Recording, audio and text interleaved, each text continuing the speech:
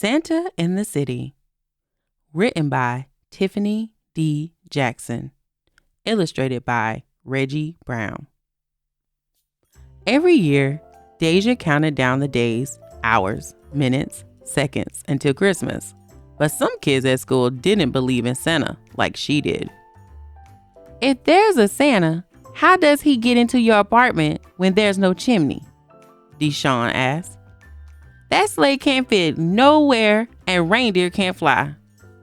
And no one can live up in the North Pole, Carmen said. Face it, Deja, there is no Santa. Even if there was, he'll never visit us in the city. That night, Mommy found Deja in her room crying. What's wrong, Deja?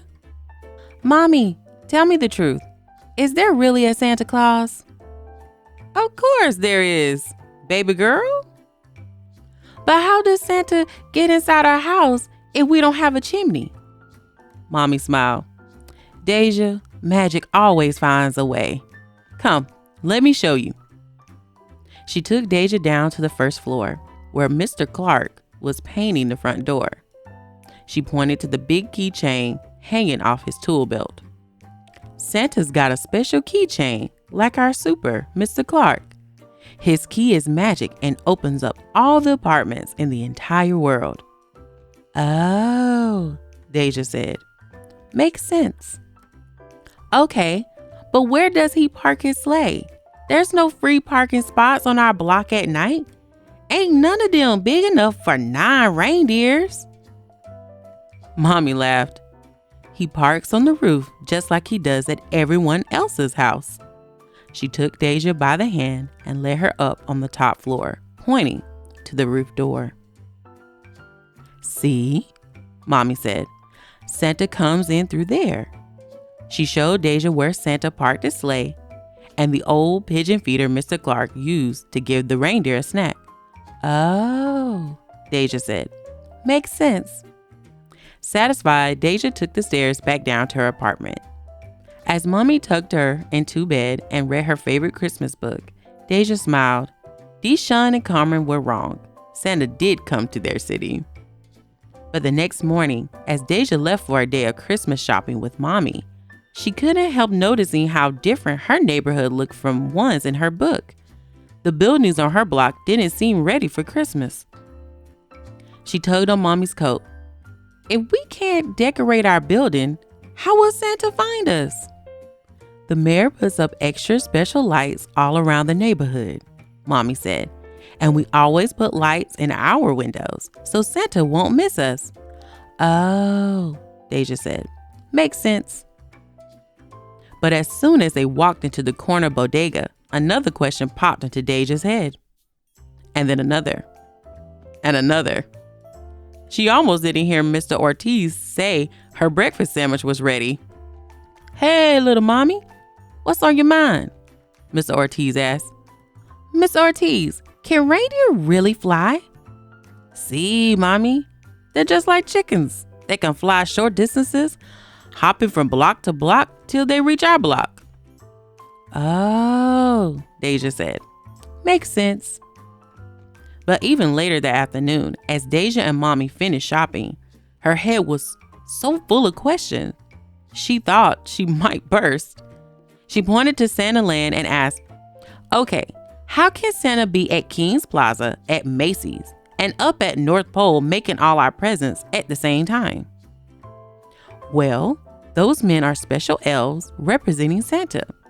They listen to the wishes of all the little kids around the world, then report back to the big boss, old Saint Nick. Oh, Deja said. Makes sense. The next day was Christmas Eve, and Deja's entire family gathered at her auntie's house, where they had a big feast. She played games with her cousins and danced with her uncles like she did every year, but it was hard to enjoy herself like she used to. She still had so many questions about Santa, and luckily, there were lots of people around to ask. Uncle Ronnie, how can Santa live up in the North Pole? It's really cold up there, Deja asked. Well, Santa works in tunnels underground, like the subway, where it's much warmer. Plus, He drinks plenty of hot cocoa.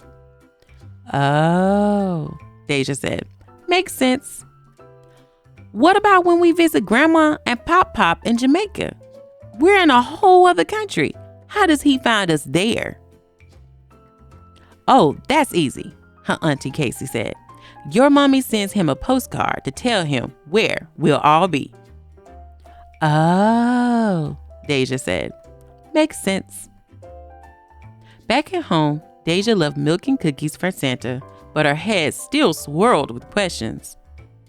Like, where do other kids put their stockings if they don't have a fireplace?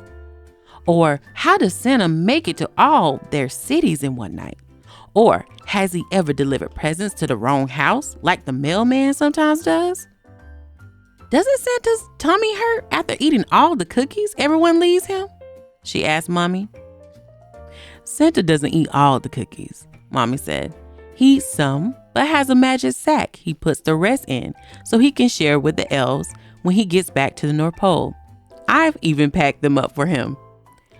You mean you've met Santa? Yep.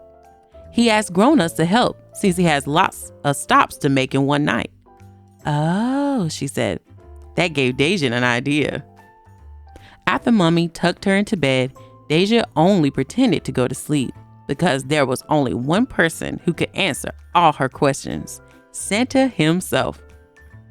She waited until her mommy was asleep before sneaking out into the living room, but she just couldn't stay awake. She didn't hear Santa park his sleigh on the roof, or see him come down the steps, or use his magic key to open the door, or leave out the toys she asked the special elves for. But when she woke up, she found something better than any toy. A special message from Santa just for her, letting her know once and for all, magic really does find a way.